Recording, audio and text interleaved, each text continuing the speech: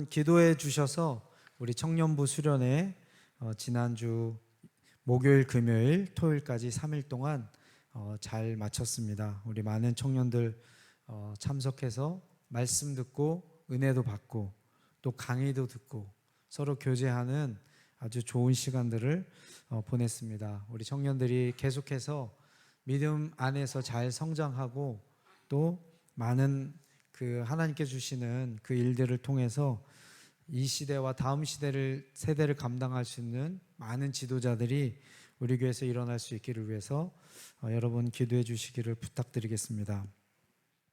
우리 청년들의 관심사도 동일합니다. 여러분이 관심 갖는 것처럼 어떻게 하면 내 인생 한번 잘 살아볼까 고민이 많습니다. 진로에 대해서 고민을 가지고 있고요, 결혼에 대해서도 고민을 가지고 있고 다양한 고민들을 가지고 있지만 핵심은 어떻게 정말 행복한 인생을 한번 잘 살아볼까. 오늘 우리가 읽은 이 시편의 말씀은요, 사람들의 중심 주제인 복을 다루고 있습니다. 어떻게 그 복을 받을 것인가, 그리고 그 받은 복을 어떻게 누리며 어떻게 나눌까를 다루고 있는 말씀이 오늘 시편 67편의 말씀입니다. 저는 해마다 7월이 되면은 서울에 있는 신당동에 있는 떡볶이집을 갑니다. 마봉님 할머니 떡볶이집이라고요. 그곳에 가는데 그 집에는 유명한 문구가 있습니다. 며느리에게도 알려주지 않는 비법. 이 비법이, 소스 비법이 얼마나 탁월하고 특이했으면 가서 먹어보시면요, 아유 짜기만 하고 맛없어 이런 분도 있어요. 저는 맛있습니다. 근데 왜 7월에 가냐? 보통 때 우리 가족들이 안 가요. 가자 그러면 거기를 왜 가냐고, 그거 먹으러 거기까지 가냐고. 1년에 한 번 인도에 있다가 한국에 들어오면 짧은 기간 체류하는데 그곳에 갈 수 있는 비결은 7월에 제 생일이 있습니다. 그래서 아이들에게 아빠 생일이다, 가자 그러면 아이들이 또 어쩔 수 없이 가서 그것을 먹습니다. 이게 얼마나 탁월한 이 비법이길래 며느리에게도 안 알려줄까. 여러분, 우리 사람은요, 뭔가 좋은 게 있으면요 자기만 소유하려고 그러고 남들에게 잘 소개해주지 않으려고 합니다. 뭔가 정말 놀라운 이 비법이 있으면요 자랑은 할지언정 다른 사람들에게 잘 알려주지 않습니다. 그런데 오늘 시편 67편을 쓴 이 시편의 기자는요, 하나님의 복을 어떻게 받고 어떻게 누리는지 그 비법을 모든 사람들에게 공개하고 있고, 그리고 이 비법이 모든 나라와 모든 민족에게까지 그렇게 증거되기를 원합니다. 이번에 이렇게 청년부 수련회 했잖아요. 제가 우리 어떤 청년에게 관심 있는 걸 표현했어요. 관심 있는 걸. 그 청년은 목사님이 관심 가져주니까 좋아하죠. 그 옆에 있는 청년이 바로 목사님 저는요, 눈을 크게 뜨면서 저를 향해서 얼만큼 관심이 있습니까? 물어봅니다. 사람들은 뭔가 좋은 게 있으면요 독점하고 싶어 합니다. 나누고 싶어 하질 않습니다. 자기만 그것을 소유하고 누리고 싶어 합니다. 그런데 오늘 시편의 기자는 보니까 자기가 누리고 있는 이 하나님의 복을 자기만 누리는 것을 넘어서서 자기 나라를 넘어서서 온 세계 모든 나라 사람들이 이 하나님의 복을 받게 해달라는 바른 기도를 드리고 있습니다. 시편 67편은요 열방을 향한 기도의 시입니다. 하나님, 내가 하나님을 예배하겠습니다. 그것으로 그치는 것이 아니라 모든 나라와 모든 민족들이 하나님을 예배하게 해주세요. 이 사람 안에 얼마나 큰 열정과 하나님의 마음이 있으면 그런 기도를 드리시겠습니까? 여러분, 우리 사랑하는 성도님들, 그런 기도 들어본 적 있으세요? 하나님을 알지 못하는 그 나라와 민족이 죽어가는 것이 너무나도 고통스럽고 마음이 아파서 하나님 저 민족을 긍휼히 여겨주시옵소서, 이 나라를 불쌍히 여겨주시옵소서, 하나님의 구원의 손길이 이 땅에 있는 모든 온 땅에 퍼지게 하여 주시고 저들도 이 좋은 하나님을 경험하게 해주세요. 이 고통 속에 흘러나오는 기도를 여러분 드려본 적 있으십니까? 오늘 이 시를 쓴 사람은 수천 년 전에 고대 사회를 살았던 사람입니다. 하루에 인류가 세끼 식사를 먹기 시작한 지가 200년이 안 됐다 그러죠. 200년 전에 살았던 사람들은요, 하루에 밥을 2끼 내지는 1끼 먹었던 그 시절을 살았습니다. 지금 추수를 마쳤습니다. 그 농경 사회에 가장 큰 이슈는 수확이죠. 먹고 사는 게 눈앞에 있는 음식만 보여지면요, 먹을 것이 있으면 그 마음의 풍성함과 풍족함을 누릴 수 있었던 그 시대에 풍성한 수확을 허락해 주신 하나님 앞에 지금 감사의 기도를 드립니다. 오늘날 우리의 언어로 표현하면 회사에서 월급이 나왔는데 보너스까지 나왔어요. 엄청나게 많은 성과금이 나왔습니다. 마음이 얼마나 기쁘겠어요. 자영업을 하시는 분이 매출이 올라갔는데 매출이 몇 배로 올라갔습니다. 그 마음의 풍성함과 기쁨이 얼마나 크겠어요. 야, 이거 가지면 올 겨울 편안하게 날 수 있겠는데, 성과금이 갑자기 나온 그 사람들은 이 돈 가지고 뭐 하지? 뭘 하나 더 살까? 가까운 나라 여행을 할까? 그렇게 생각이 그칠 수 있는데, 이 풍성한 수확을, 물론 제가 제목에는 소박한 농부의 세계적인 기도로 이렇게 제목을 정하긴 했습니다. 이 사람이 이 시를 지은 사람이 농부는 아닐 것이라고 생각이 됩니다. 그런데 지금 수확물을 놓고 하나님 앞에 그런 감사의 기도를 드리면서 이 감사가 자기 만족과 감사에서 멈추지 않고 지금 세계를 위해서 기도하고 있습니다. 여러분 놀랍지 않으세요? 수천 년 전에 살았던 사람이 지금 내가 먹고 사는 게 급급해서 하루에 1끼 먹을지 2끼 먹을지 그런 식량의 위협 속에 살던 그 고대인이 자기 먹고 살고 자기 생명을 넘어서서 지금 온 땅에 있는 모든 나라와 모든 민족을 향한 기도를 올리고 있습니다. 이 사람의 기도는 간절하고 진실합니다. 하나님, 저는 복이 필요한 사람입니다. 하나님이 복 주셔야지만 복을 얻을 수 있는 그런 인생입니다. 하나님, 저에게 은혜 베푸셔서 저에게 복을 달라고 그렇게 기도하고 있습니다. 우리가 읽은 이 성경 전에 개역 성경에 보면요, 하나님은 우리를 긍휼히 여기사, 하나님 우리를 불쌍히 여겨주셔서 우리에게 복을 달라고 하나님께 그렇게 기도를 올리고 있습니다. 그 긍휼이란 말이 지금 우리 개정개역에는요, 은혜를 베풀어 달라고 그렇게 표현되어 있습니다. 긍휼을 베푸는 것과 은혜를 베푸는 것, 그 두 가지 공통점은 받는 사람이 무엇을 받을지, 얼마를 받을지를 결정하지 않습니다. 주는 사람 마음입니다. 그 말은 하나님, 제가 어떤 자격을 갖추었거나 조건이 있어서 받는 것이 아니고 하나님의 긍휼과 하나님의 은혜를 의지해서 하나님께 복을 달라고 기도하니 하나님 우리에게 복을 주시옵소서. 여러분, 하나님께서 첫 번째 선교사로 부르신 사람은 아브라함입니다. 많은 소유가 있었던 사람이에요. 그럼에도 불구하고 그가 결정적인 것이 없는 것이 있었습니다. 뭐가 없었죠? 자식이 없었습니다. 지금 눈앞에 자기가 누릴 수 있는 풍부함과 많은 것들이 있을지라도 자식이 없는, 뭔가 큰 결핍이 있는 하나님이 아브라함을 부르셔서 자식을 주겠다고 약속하시죠. 하나님의 특기는 무엇이냐면 무엇인가 없는 사람을 선택하셔서 들어 쓰십니다. 가난한 자를 하나님 부르셔서요, 부하게 하시고요, 억눌린 자를 하나님께서 들어 쓰십니다. 그런 차원에서 우리 한국 사람, 정말 하나님의 긍휼이 필요한 민족이었습니다. 얼마나 많은 고난과 어려움의 세원들을 이리 보낸 민족이 우리 민족입니까? 하나님, 우리 민족을 긍휼히 여겨주시고 은혜를 베풀어 주시옵소서. 하나님이 은혜를 주실 때만 우리가 복된 인생을 살 수 있습니다. 이렇게 고백하는데, 우리가 정말 주목해야 될 이유는 이 지금 시인이 왜 나에게 복을 달라 그러는지 그 이유가 정말 중요한 이유입니다. 하나님 나에게 복을 주셔서 이 주변에 있는 나라들이 복받은 나를 보고 복 주신 하나님을 알게 해주세요 라는 기도를 드리고 있는 것입니다. 복받은 우리의 모습을 보고 그들도 너네 어떻게 이렇게 잘 살게 됐어? 야, 너네에게 복 주신 그 하나님 나도 좀 믿어봐야겠다. 하나님 간증이 되게 해달라고 그렇게 기도하고 있습니다. 하나님께서 아브라함을 부르셔서 몇 가지를 약속하십니다. 내가 너를 선교사로 사용하겠다. 다른 민족과 다른 사람을 축복하는 축복의 통로로 사용할 텐데 하나님께서 아브라함에게 준 이 축복의 리스트가 있습니다. 첫 번째 뭐죠? 땅을 약속하셨어요. 내가 너에게 지시할 땅으로 가라. 너의 이름을 창대케 하겠다. 이름을 유명하게 하겠다고 하나님께서 또 약속하셨습니다.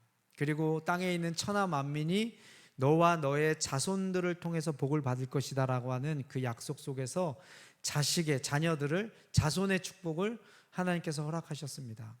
그리고 가장 큰 특권인 다른 민족들을 복 줄 수 있는 그 특권을 복으로 허락하셨습니다. 여러분 이 정도 네 가지 축복의 리스트면요 우리가 받을 더 복이 있나요? 우리 사람이 추구하는 모든 종류의 복을 하나님께서 아브라함에게 약속하셨습니다.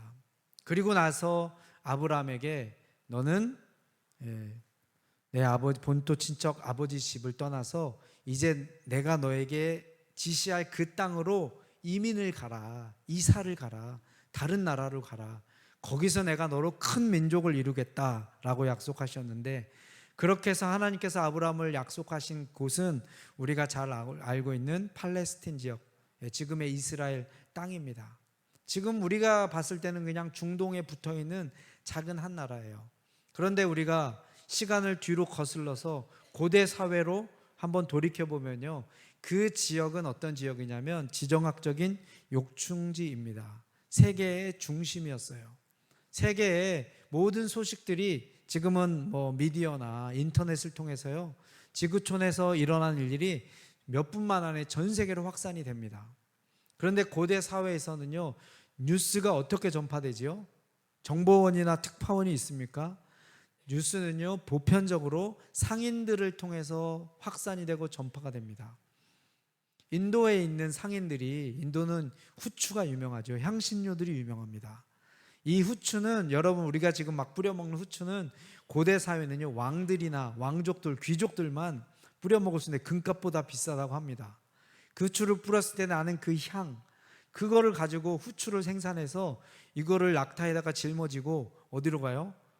유럽이랑 아프리카로 팔러 갑니다. 그때 거쳐야 될 지역이 있어요. 어디예요? 이스라엘. 하나님께서 그곳에 세계 중심에 바로 아브라함과 그의 후손들을 두신 거예요. 왜 거기다 두셨을까요? 하나님께 특별한 복을 받은 이스라엘을 보고 주변의 모든 나라들, 이 세상에 있는 모든 나라들이 야, 쟤네는 왜 이렇게 잘 살아? 어떻게 그 비결이 무엇일까? 여러분 상인들이 물건을 다니면서 지고 다니면서 그들에게 핫한 이슈는 무엇일까요? 어느 나라에 가면 특산품이 있어서 우리 후추 팔고 저 나라에 있는 특산품 다시 사가지고 우리나라에서 팔고 그렇게 무역을 해서 돈을 벌던 그들의 눈에도 고대 사회도요 어느 나라 갔더니 잘 살더라.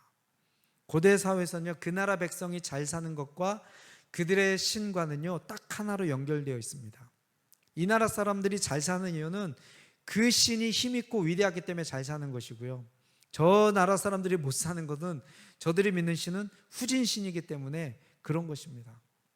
그래서 하나님의 원래 계획은 하나님의 최고의 복을 받은 그 약속의 백성, 선택받은 이스라엘의 복받은 모습을 보고 세계 모든 만민이 하나님께로 나오게 하는 것이 하나님의 구원 계획입니다. 여러분 선교라고 하는 이 단어를 다른 말로 표현하면 어떻게 표현할 수 있을까요? 아직 하나님의 복을 받지 못해서 그 복을 누리지 못한 나라들이 하나님의 복을 받게 하는 것, 그것이 바로 선교의 내용입니다. 하나님께서 우리 한국에 많은 복을 허락해 주셨습니다. 140여 년 전에 복음이 이 땅에 증거됐죠. 아펜젤러와 언더우드 선교사를 통해서 한국 기독교가 시작되었습니다. 인류 역사상 그 어느 곳에도 없는 놀라운 영적 부흥이 우리 한국에 일어났어요. 하나님이 이 나라 이 민족을 긍휼히 여겨주시고요, 불쌍히 여겨주셨어요. 아들이 없는 아브라함과 같이 절망 속에서 살아갈 수밖에 없는 우리나라에게 하나님께서 생명을 주시고 소망을 주시고 빛을 주셨습니다. 놀라운 영적 부흥이 일어났죠. 여러분 한국에 어느 지역을 가든지 교회가 없는 지역이 있습니까? 없지요. 제가 인도에 처음 갔을 때요, 5시간을 버스를 타고 가는데 십자가 건물이 하나도 보이지 않습니다. 너무 신기하고 이상했습니다. 아니, 어떻게 차를 타고 5시간을 가는데 수많은 힌두 우상들을 섬기는 힌두교 템플들은 보이는데 교회가 한 군데도 보이지 않는. 그래서 나중에 알아봤더니 그 북인도의 그때 당시에 기독교인 퍼센테이지가요 0.03%였습니다. 10,000명 중에 3명만 예수님을 믿는 사람들이 있는 그런 상태였습니다. 지금은 인도에도 많은 교회들이 개척되고 세워지고 있습니다. 반면에 한국은 어떻죠? 교회가 없는 지역이 없습니다. 제가 선교사로 나가기 전에 서울의 어떤 건물은요 5층 건물인데 1층도 교회, 2층도 교회, 3층도 교회, 4층도 교회, 5층도 교회, 순복음교회, 장례교회, 감리교회, 성결교회, 침례교회, 가장 좋은 다른 한 건물 안에 다른 두 교회, 교단의 교회가 있는 것은요 지금도 어렵지 않게 찾아볼 수 있습니다. 뭐 어떤 사람들은 교회가 많아서 문제다라고 얘기하는 문제도 있지만 그만큼 하나님께서 이 땅에 우리나라에 큰 복을 허락해 주셨습니다. 전 세계에서 가장 큰 교회 10개 중에 7교회가요 우리나라에 있습니다. 대한민국에 가장 큰 교회 10개 중에 7개가 이 한 나라 하나에 밀집되어 있다는 것. 인구수 랭킹으로 따지면 명함도 못 내밀 수 있는데, 여러분 이거 하나님이 몰빵해서 우리에게 집중해서 복을 허락해 주신 거예요. 자, 우리 옆에 계신 분에게 하나님이 몰빵하셨습니다. 아세요? 네? 여러분 우리 그걸 인식해야 됩니다. 지금 우리가 누리고 있는 하나님의 복이 당연한 것이 아니고 하나님의 목적이 있는 것을 여러분 인식해야 되죠. 여러분 경제 성장은 어떠지요? 외국의 원조 없이는 살 수 없었던, 아시아의 어느 정도만 잘 사는 나라들을 그렇게 부러웠던 우리나라, 전쟁 직후에 전 세계에서 가장 못 사는 나라 넘버원. 여러분 우리 청소년들과 청년들에게 한번 얘기해 보세요. 여러분 자녀들에게 우리나라 대한민국이 전 세계에서 넘버원이었어. 뭘로요? 제일 못 사는 나라로. 우리 애들 안 믿습니다. 설명해 주면요 고개는 끄덕이는데 상상이 되지 않습니다. 어떻게 우리나라가 그렇게 세계에서 가장 가난한 나라였을 수 있겠냐고 의아해합니다. 여러분 그런 나라가 이제 전 세계의 롤 모델이 되었지요. 사람들의 부러움을 사는 나라가 됐습니다. 제가 지난주에도 말씀드렸죠. 일본에서 한 집에 차를 2대 있는 것은요 정말 그건 상상하기 어려운 아주 큰 부자나, 제가 우리 교회 아이들에게 물어봤어요. 집에 차 뭐 있대 있냐고. 한 대 있는 집이 별로 없습니다. 웬만한 집에 차 지금 다 2대를 끌고 있습니다. 일본에서 제가 선교사님과 우리 교회 학생들과 식당에서 밥을 먹고 있었어요. 근데 일본에 서빙하는 여자 직원이 우리 일본말을 할 줄 아는 선교사님에게 무슨 고백을 했냐면, 지금 자기 눈앞에서 한국 사람이 한국말로 대화하는 장면을 보니까 자기 너무 감격스럽다고, 너무 신기하다고. 여러분 한국 사람이 뭐라고, 한국 사람이 한국말을 하는 게 뭐가 그렇게 특이하다고 그 일본 사람들에게 특별한 것으로 비춰지게 됐을까요? 나이 많은 일본 사람들은 한국 사람들 보면 뭐 그럴 수 있죠. 요즘 새로운 세대는 한국 사람들을 아주 새로운 방향으로, 새로운 시선으로 그렇게 바라봅니다. 일본 선교를 마치고 돌아오는 그 비행기에서 일본 부잣집 청년이 피부 관리 받으러 한 달에 한 번씩 오는 그 청년이 비행기 타고 저에게 막 말을 걸더라고요. 떠듬떠듬거리는 한국말로 어떻게든 한국말 좀 해보고 싶어가지고, 나중에 영어 했더니 영어를 너무 잘해. 훨씬 잘해. 야, 너 영어로 해라. 한국말 못 알아듣겠다. 제가 이렇게 농담을 하기도 했습니다. 하나님께서 정말 불쌍한 나라, 가난한 나라를 선택해 주셔서 세계 사람들이 부러워하는 강한 나라, 부유한 나라로 하나님께서 만들어 주셨습니다. 왜일까요?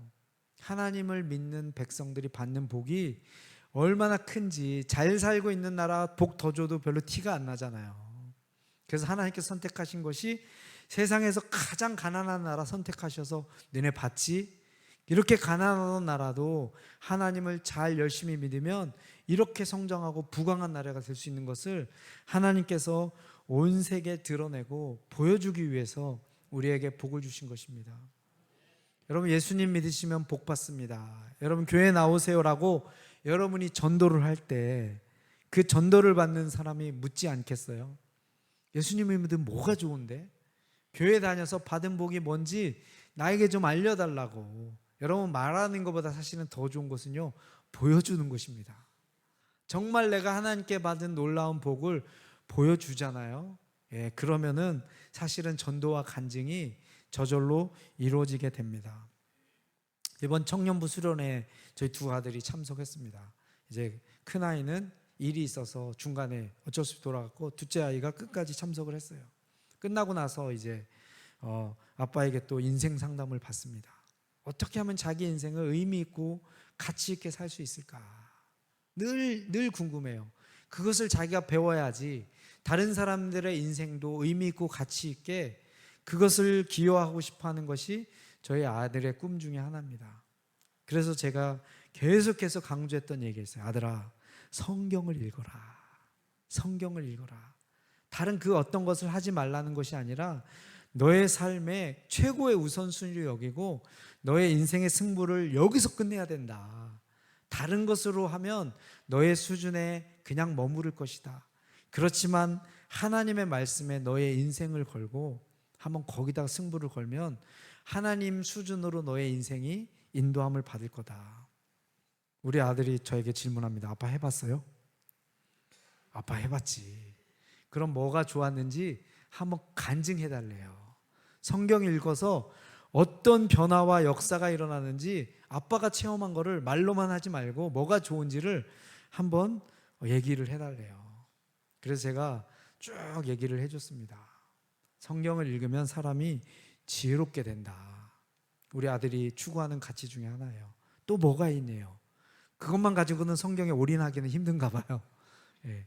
간증이 필요한 거죠. 증거가 필요한 거죠. 이거를 읽으면 용기가 생겨. 사람이 무모해져.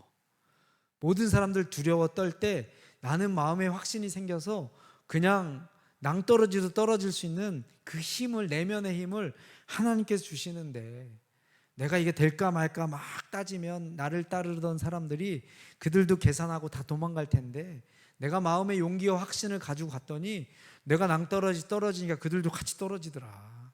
거기서 역사와 기적을 체험하게 되는데, 그런 용기는 나의 것이 아니다. 성경을 읽을 때 하나님께서 나에게 부어주신 것이다. 그때 아들이 계속 물어봐요. 또 뭐가 좋네요.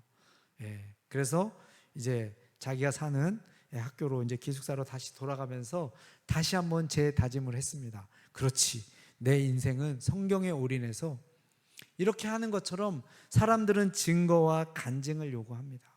지금 시인이 하나님께 드리는 기도가 바로 기도예요. 하나님, 우리를 긍휼히 여겨주셔서 우리에게 복을 주셔서 우리가 복받은 모습을 보고 세상 모든 나라 사람들이 하나님을 경배하게 해주시고 하나님을 알게 해주세요.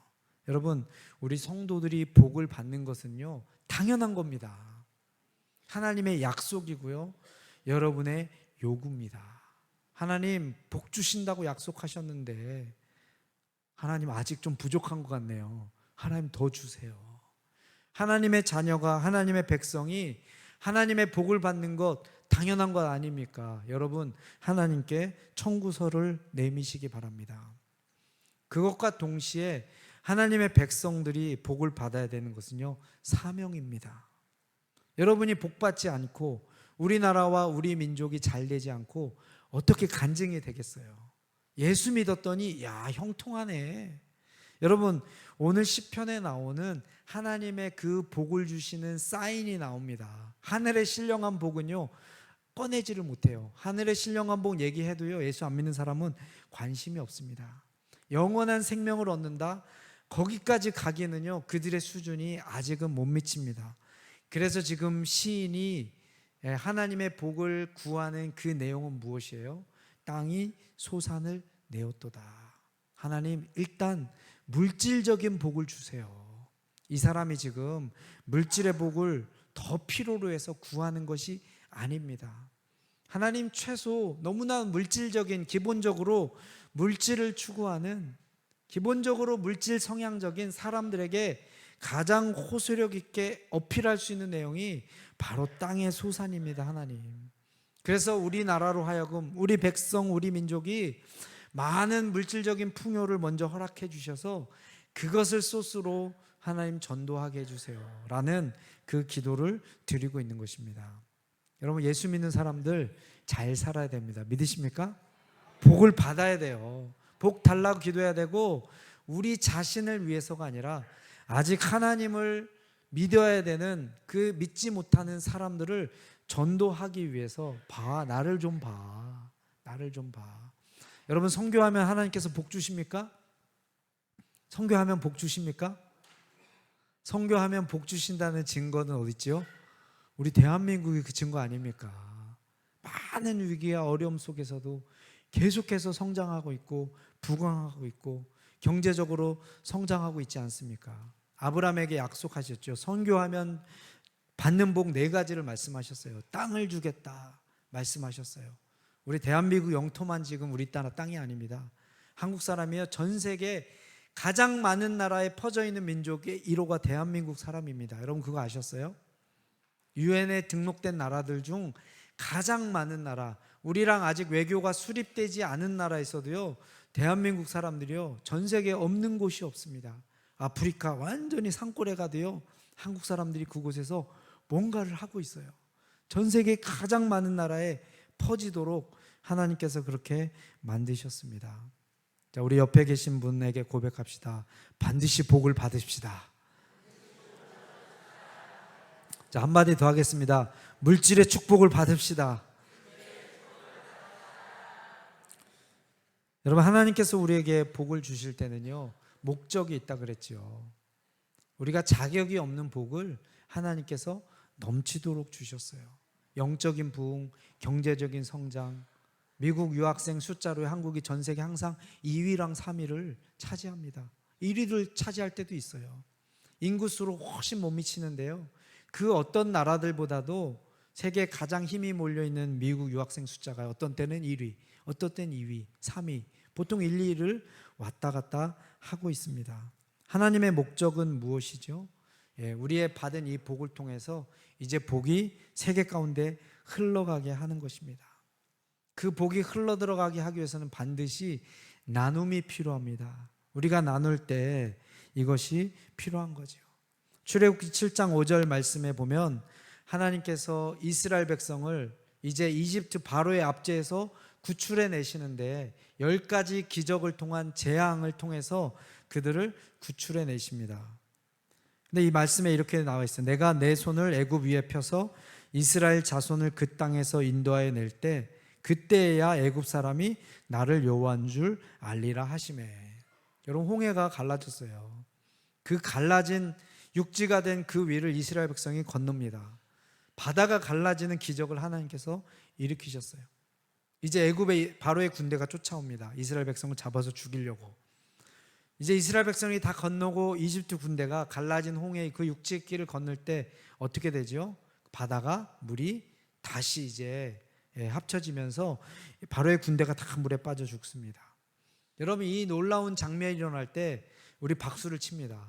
누구 편에 서서요? 이스라엘의 편에 서서 이스라엘의 하나님을 향해서 우리가 찬양을 합니다. 그런데 오늘 말씀에 보니까 이 일을 행하실 때 하나님께서 누구가 나를 여호와인 줄 안다고요? 이집트 사람들이요, 애국 사람들이.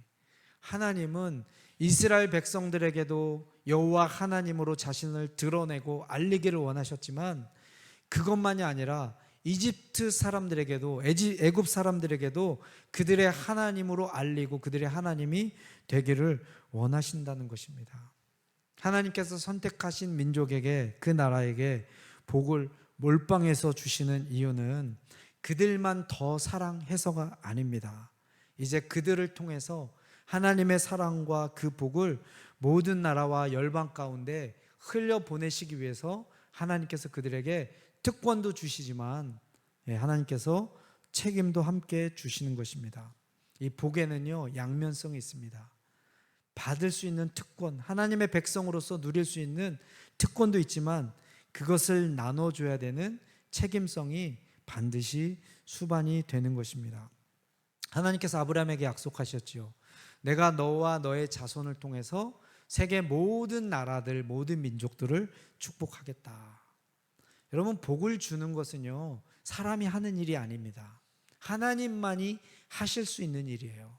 너는 복이 될지라, 이 번역이 개역 성경에는 너는 복의 근원이 될 것이다. 복이 너로부터 이제 출발해서 나갈 것이다. 여러분, 복의 근원은, 만복의 근원 하나님이십니다. 하나님만이 복을 줄 수 있는 위치고, 사람은 복을 받는, 그거를 받아들이는 위치인데, 지금 하나님께서 아브라함에게 어떤 복을 주세요? 하나님의 위치로 레벨업, 등급시켜 주십니다. 하나님의 위치에 서서 축복할 수 있는, 그 밑을 향해서 복을 내려줄 수 있는 그 놀라운 특권을 주세요. 그것은 특권입니다. 그런데 이제 복을 줘야 되는 책임이 아브라함에게 주어지게 된 것이죠.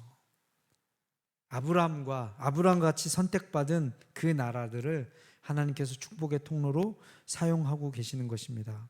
코로나가 한참 창궐할 때 저는 인도에 있었습니다. 한국에 모 회사가 있습니다. SD 바이오 모모 회사인데요.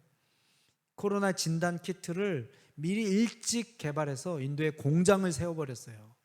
막 외국에서 수출해서 수입을 하다가 정말 그 진단 키트가 모자라서 난리가 났는데, 한국 회사가 발빠르게 인도에다가 공장을 세워서 제품을 생산해서 공급을 하니까 돈을 그냥 쓸어 담는 거예요. 얼마나 많이 코로나 진단 키트를 생산했냐면요, 일주일에 비행기 2대가 원액을 싣고 왔어요. 진단 키트 한 원액, 요만큼 하잖아요. 요만한 거를, 비행기 진단 키트에 관련된 거를 비행기 2대씩이 매주 들어왔어요. 매월이 아니라. 이 회사는요, 한국에 상장을 해서 어마어마한 기업으로 성장을 했고요. 이 회사 말고도 인도에서 엄청나게 돈을 벌은 두 종류의 사람이 있습니다. 첫 번째는요, 판권을 얻어낸 사람이에요. 진단키트를 회사가 총판을 통해서 판매합니다. 이거 살려면요, 인도 주정부들이 막 돈을 싸들고 와서 막 우리 주에 진단키트를 팔라고, 15개 인구가 코로나 검사를 받아야 되니까 얼마나 많은 진단키트가 필요해요? 총판을 맡은 사람은요, 그냥 앉아서 돈을 버는 거예요. 자기 수수료 떼고 팔 거 아니에요. 또 두 번째 사람은 어떤 사람이에요? 물류를 맡은 사람입니다. 여러분, 비행기 이사진 컨테이너 하나만 해도 몇백만 원씩 남기는데, 비행기를 2대씩 물류를 감당했으니 그 사람은 뭐 앉아서 돈방석에 오르게 된 거지요. 여러분, 통로가 갖는 특권입니다. 하나님의 복을 유통했을 때 그들은 하나도 안 남기고 갖지 않고 그렇게 하나요? 하나님이 더 채워주시는 것입니다. 하나님의 복을 나누는 민족은요, 하나님께서 흥왕케 하십니다. 이제 시인의 기도는 마지막, 다른 나라들이 하나님을 예배하게 달라는 대제사장적인 기도로 합니다. 하나님, 모든 나라들이 하나님을 예배하는, 하나님을 경외하고 하나님을 찬양하게 달라는 기도를 드립니다. 이것은 우리의 책임이기도 합니다. 우리 나라만을 위해서 기도하는 것이 아니라 땅의 모든 민족이 이제 하나님을 믿는 백성이 되어서 우리가 받는 축복을 그들도 경험하게 해주시고, 이제 그들이 직접 그들의 하나님을 찬양하게 해달라고 하는 그런 기도입니다. 우리가 경험한 선하신 하나님, 그 좋으신 하나님을 우리만 믿고 우리만 소유하는 것이 아니라 땅에 있는 모든 민족, 모든 나라가 하나님을 알게 해달라는 그 기도가 오늘 우리 대한민국이 더 부흥하고 성장하기를 바라는 우리 성도들의 기도가 돼야 됩니다. 미국에 사는 한 선교사님이 남미로 선교사를 갔는데요, 교회 하나를 설립하는데, 개척하고 세우는데 10년이 걸렸어요. 한참 뒤에 온 한국 선교사님이 교회를 개척하는데 막 몇 년도 안 돼서 교회를 막 열 몇 개씩을 개척하는 거예요. 이분이 충격을 받았습니다. 아니, 영어를 해도 내가 훨씬 더 잘하고, 자기가 봤을 때 자기가 훨씬 능력이 있는데, 저 한국 사람은 무슨 능력으로 교회 하나도 감당하기 힘드는데 교회 열 몇 개를 개척하고, 교회만 하는 줄 알았더니 막 학교도 세우고 직업훈련소도 세우고. 이분이 충격을 받고 한국인 선교사님에 대한 조사와 리포트를 만듭니다. 한국 선교사들의 특징과 장점을 4가지, 물론 부정적인 요소도 있지만 장점을 얘기하는데, 첫 번째, 한국 선교사는 강하다. 여러분, 지구상에서 선교하기 가장 어려운 지역에 누가 가 있죠? 한국인 선교사가 가 있습니다. 한국인 선교사. 그것도 특별히 여자 싱글 선교사님들이 많이 가 있습니다. 결혼도 하지 않은 독신으로 자기 몸 스스로도 보호할 수 없는 그 위험한 열악한 상황에 한국 선교사들이 들어 있습니다. 뜨거운 지역, 정말 추운 지역. 지금 온난화로 우리 단기팀이 가는 몽골이 그렇게 춥진 않지만 과거에 한때 추울 땐 영하 50도까지 내려갑니다. 제가 사역했던 인도는 56도, 54도 여름에. 한국의 더위는 귀엽습니다. 아직은 봄입니다. 여름이 아닙니다. 이런 곳에 누가 있어요? 한국 사람들이 가 있습니다. 독한 민족이 독한 민족. 그 독함과 강함이 하나님의 복음을 실어 날리는데 큰 역할을 한다는 거죠. 두 번째는요, 한국 선교사들 빨리빨리 엄청 빠릅니다. 여러분, 한국 선교사들, 한국 사람처럼 승질 빠른 사람들 본 적 있어요? 누가 그러더라고요. 충청도 사람들이 말은 느리지 성질은 절대 느리지 않다. 급하지요. 빨리빨리 문화가 복음이 빨리 확산되는데 큰 기여를 했습니다. 세 번째, 한국 사람들은요, 동시에 여러 가지를 할 수 있습니다. 멀티태스크에 강합니다. 인도 사람들은 한 가지밖에 못해요. 한 번에 여러 가지를 합니다. 우리 김우종 목사님 운전할 때 보면요, 이거 카톡하면서 운전하면서 대화하면서 카톡하면서 풀로 문자를 제대로 보내면서 앞에 보면서 대화하면서 합니다. 아마 김밥 있으면 김밥까지 먹으면서 할 수 있을 거예요. 멀티태스크가 탁월합니다. 유연성, 웬만한 그렇게 본질적으로 중요하지 않은 법은 쉽게 건너뜁니다. 그래서 법은 무시하라고, 건너뛰라고 있는 거다라고 할 만큼 그것이 하나님 나라 선교에 굉장히 도움이 된다는 것입니다. 우리 교회 선교팀이 이제 다음 주에 몽골로 단기 선교를 갑니다. 세 가지 사역을 합니다. 첫 번째 사역은 우리 한국인 선교사님들, 몽골 오지에서 사역하는 선교사님들에게 말씀 묵상 세미나를 합니다. 우리 담임 목사님이 정말 선교사님들을 위해서 최고로 준비된 좋은 강사님이십니다. 뭐 교회에서는 잘 먹히는지 안 먹히는지 모르겠는데요, 우리 담임 목사님 조크가 선교지에서는 완전히 잘 먹힙니다. 사람들 막 뒤집어져요. 충청도 사투리 써가면서 막 하면요, 그런 재미와 함께 잡았다 폈다 하시면서 하나님 말씀 묵상 강의를 하시는데요, 우리 선교사님들, 몽골에 있는 한 80명에서 많이는 100명까지 선교사님들이 이틀 동안 우리 교회가 주관하는 말씀 묵상 세미나를 참여하게 됩니다. 두 번째는 우리 몽골인 목회자들 100명이 말씀 묵상 세미나 하루에 참여를 합니다. 몽골 교회 100개를 사역하는 몽골인 목사님들, 너무 감격스럽지 않으세요? 교회가 없던 그 지역에 한국 선교사님들이 가서 복음을 증거하고 교회를 세워서 열매를 맺은 그분들 100명이요, 와서 말씀 묵상 우리 학교 세미나에 참석을 합니다. 또 우리 마르티스 교회라고 하는 우리 교회, 그 현지 교회 아이들 60명 정도 아이들 데리고 여름 성경학교, 여름 캠프를 우리 이번에 단기팀이 가서 섬기게 됩니다. 우리 말씀 묵상 학교를 통해서 몽골인 성도들이 하나님 아버지의 말씀을 묵상하는 그 놀라운 풍성함을 누릴 걸 생각하면요, 너무 신기하고 떨립니다. 여러분, 우리 교회 성도들이 기도하면서 그동안 수년 동안 축적했던 그 말씀 묵상의 그 축복이 우리만 누리는 것이 아니라 아버지의 마음 쓸 때 우리가 감동받고 하는 그것을 우리만 소유하는 것이 아니라 이제 열방에서 사역하는 선교사님들과 또 몽골인 우리 목회자들을 위해서 나누고 축복할 때 하나님의 복이 확산돼서 그들이 하나님을 찬양하는, 더 뜨겁게 찬양하는 놀라운 은혜가 일어나기를 여러분 기도해 주시기를 부탁드리겠습니다. 여러분, 우리가 어떻게 받은 복을 나눌 수 있을까요? 첫 번째로 우리가 나눠야 될 것은요, 사람입니다. 하나님이 세상을 이처럼 사랑하사 선교 후원금을 많이 보내셨으니, 여러분 구원받을 수 있습니까? 없지요. 하나님이 세상을 축복하는 첫 번째는 사람입니다. 사람을 보내지 않고서는요, 그 다음의 것들은요 무의미하게 되는 것입니다.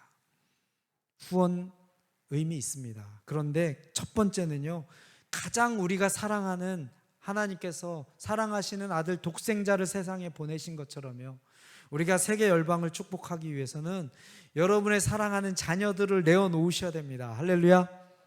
여러분 자녀들을 파송하세요. 세상을 축복하는 하나님의 축복의 통로로 여러분 파송하시기 바랍니다. 하나님이 세상을 이처럼 사랑하사 기도를 많이 하셨으니, 철야 기도를 하셨으니, 여러분 기도가 가치 없다는 것이 아니죠. 기도와 선교 후원, 단기 선교, 이 많은 것들이 필요하지만요, 첫 번째는 사람을 파송하는 것으로부터 시작이 됩니다. 하나님, 우리 온양온천교회 많은 젊은이들이 세계 열방을 향해서 나가는 교회 되게 하여 주시옵소서. 우리 이 시간 다 같이 기도하겠습니다.